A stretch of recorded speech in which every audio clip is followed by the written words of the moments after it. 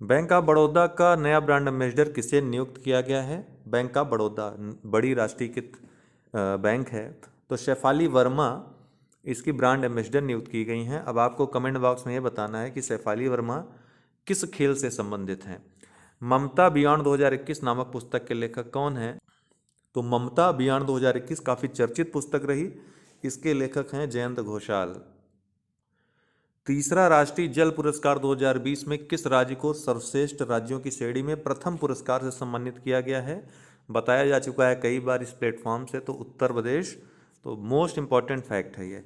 खाद्य और ग्रामोद्योग आयोग ने देश की पहली मोबाइल हनी प्रोसेसिंग वैन कहाँ शुरू की है? देखिए, कोई भी खबर परीक्षा खबरी से बाहर क्या आ रहा है आप बताइएगा स्वयं। तो इसी तरह एग्जाम जब आप देंगे तो परीक्षा खबरी की स्पष्ट झलक आपको उसमें मिलेगी। तो सुबह देखना ना भूलें डेली परीक्षा खबरी। सारे वीडियोस पीडीएफ प्राप्त करने के लिए, मंथली मैगजीन प्राप्त करने के लिए नीचे दिए गए डिस्क्रिप्शन बॉक्स में लिंक है। जय हो स्टडी टेलीग्राम ग्रुप ज़रूर ज्वाइन करें। अगर हमारे पेड कोर्सेज से जुड़ना चाहते हैं, यूपी पीसीएस प्रीलिम्स मुख्य परीक्षा या टेस्ट, तो 9453775039 पे व्हाट्सएप करके जुड़ सकते हैं। तो खादी और ग्रामोद्योग आयोग ने देश की पहली मोबाइल हनी प्रोसेसिंग वैन कहाँ शुरू की है? देश की पहली है, तो ये गाजियाबाद में शुरू की है, रट लीजिएगा, उत्तर प्रदेश में। यूएनएससी संयुक्त राष्ट्र सुरक्षा परिषद के आतंकवाद रोधी समिति 2022 के लिए अध्यक्ष पद का पदभार किसने ग्रहण किया है? ध्यान रखिएगा, संयुक्त राष्ट्र की सुरक्षा परिषद है, उसकी आतंकवाद रोधी समिति है। 2022 के लिए अध्यक्ष पद का पदभार टीएस तिरुमूर्ति ने ग्रहण किया है। प्रधानमंत्री नरेंद्र मोदी ने किस तिथि को प्रतिवर्ष वीर बाल दिवस मनाने की घोषणा की है? जो गुरु गोविंद सिंह के दोनों बेटे थे, जोरावर सिंह और फतेह सिंह, बाबा जोरावर सिंह और बाबा फतेह सिंह, जिनको मुगलों ने दीवार में चुनवा दिया था, तो महान बलिदान को याद करने के लिए वीर बाल दिवस हर वर्ष 26 दिसंबर को मनाने का निर्णय सरकार द्वारा लिया गया है।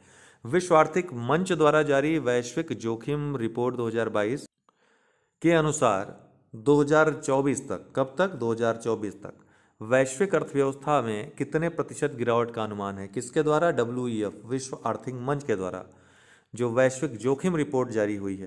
तो एक फैक्ट तो ये हुआ कि वैश्विक जोखिम रिपोर्ट किसके द्वारा जारी हुई? तो विश्व आर्थिक मंच द्वारा जारी हुई।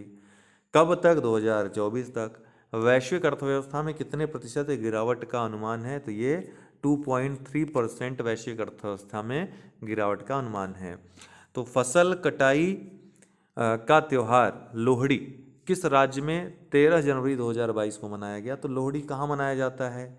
तो सीधा सा उत्तर है पंजाब में। तो पंजाब इसका राइट आंसर हो जाएगा, कुछ सोचना ही नहीं है। ठीक है, पूछे कुछ भी, पता है लोहड़ी कहाँ मनाई जाती है। आतंकवाद, साइबर सुरक्षा, समुद्री सुरक्षा आदि के मुद्दों पर भारत ने किस देश के साथ होमलैंड सिक्योरिटी डायलॉग का आयोजन किया?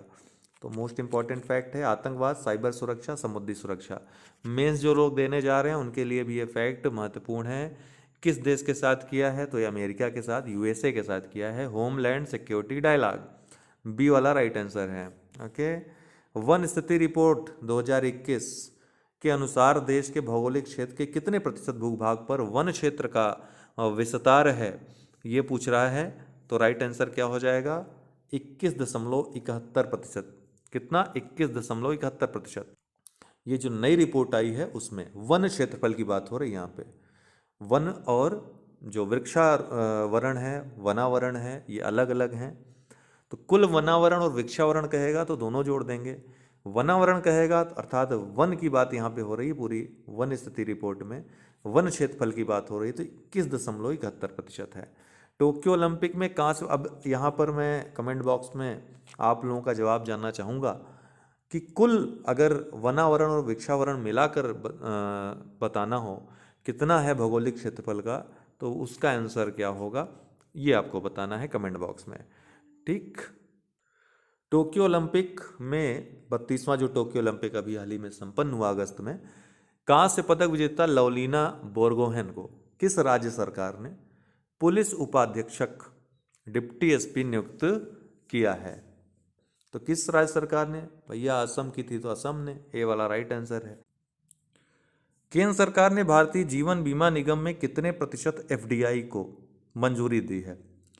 आपको पता है कि बीमा क्षेत्र में 74% FDI की अनुमति ये भारत सरकार ने दिया है। कितना? 74%।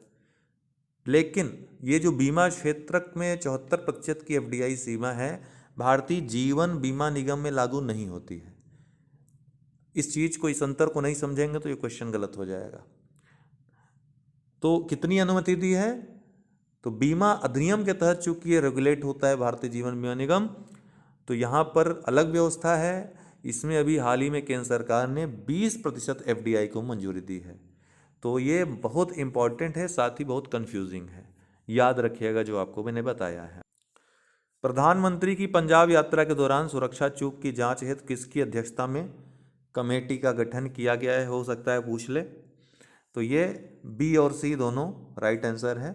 सुधीर कुमार सक्सेना और इंदु मल्होत्रा दोनों ही की अध्यक्षता में। अब आप सोच रहे होंगे कि दो लोग कैसे किसी कमेटी के अध्यक्ष हो सकते हैं? तो बिल्कुल आपका सोचना सही है। इंदु मल्होत्रा ये 5 सदस्यीय कमेटी के अध्यक्षा हैं जो सुप्रीम कोर्ट ने गठित की थी। सुधीर कुमार सक्सेना गृह मंत्रालय ने जो कमेटी गठित की है 3 सदस्यीय, उसके अध्यक्ष हैं।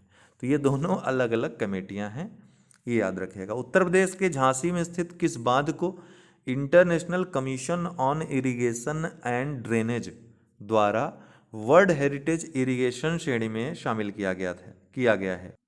प्रश्न फिर से पढ़ रहा हूं। उत्तर प्रदेश के झांसी में स्थित किस बांध को, ये एक बार आ भी चुका है बहुत पहले, ठीक है, को इंटरनेट, इसीलिए कहते हैं कि आप लोग कभी कभी जो PYQ है उसको छोड़ा मत किया करिए। PYQ में बहुत सारी चीज़ें मिल जाती हैं जो नए रूप में पूछी जाती हैं। तो उत्तर प्रदेश के झांसी में स्थित किस बांध को international commission on irrigation and drainage द्वारा वर्ल्ड हेरिटेज इरिगेशन श्रेणी में शामिल किया गया है? यह है सुकुआ ढुकुआ। कहाँ स्थित है? झांसी में। याद रखिएगा, झांसी सुकुआ ढुकुआ। इसको हमेशा के लिए याद रखने के लिए झांसी में कुआं खोदा और ढक दिया, झांसी में कुआं खोदा और ढक दिया।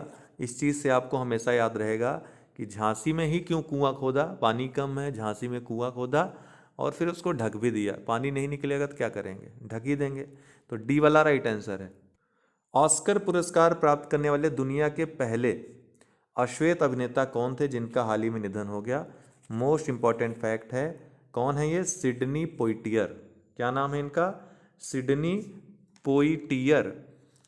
अंक ज्योतिष में पहला गिनीज वर्ल्ड रिकॉर्ड और 2022 का पहला विश्व रिकॉर्ड किसने अपने नाम हासिल किया है? अंक ज्योतिष में, जो अंकों के माध्यम से बताता है, भविष्य का वर्णन करता है, ऐसा ज्योतिष, इसमें किसने अपना नाम Guinness book of world record में दर्ज किया है? तो ये है JC चौधरी। D right answer. बिहार के किस पत्रकार ने लाल स्याही 2021 लाइफ टाइम अचीवमेंट अवार्ड जीता है? लाल स्याही 2021 लाइफ टाइम अचीवमेंट अवार्ड अपने तरह का ये अलग अवार्ड है, प्रेम शंकर झा ने। बी वाला राइट आंसर है। भारत के 73वें शतरंज ग्रैंड मास्टर कौन बने हैं? हाल ही में चर्चा में रहे, तो ये कौन है भैया? भरत सुब्रमण्यम। शंघाई सहयोग संगठन का 9वां सदस्य राष्ट्र कौन बना है? SCO का 9वां सदस्य राष्ट्र कौन बन गया है? भारत और पाकिस्तान ये 7वें 8वें बने थे, अभी 9वां कौन बना है हाल ही में? तो ये बना है ईरान। ठीक है, तो डी वाला राइट आंसर है। तो इस तरह से ये थे 20 प्रश्न, और डेली बेसिस पे ज़्यादा भी आप लोगों का रुझान चुनाव में ज़्यादा है, इधर उधर की चीज़ों में भटक रहे हैं, तो इसलिए मोटिवेशन टीचर्स का भी कैसे बने। फिलहाल हम अपनी तरफ से प्रयास कर रहे हैं कि आप लोगों को ज़्यादा से ज़्यादा उपयोगी चीज़ें प्रोवाइड करें। बाकी आप लोगों का काम है। बहुत बहुत धन्यवाद।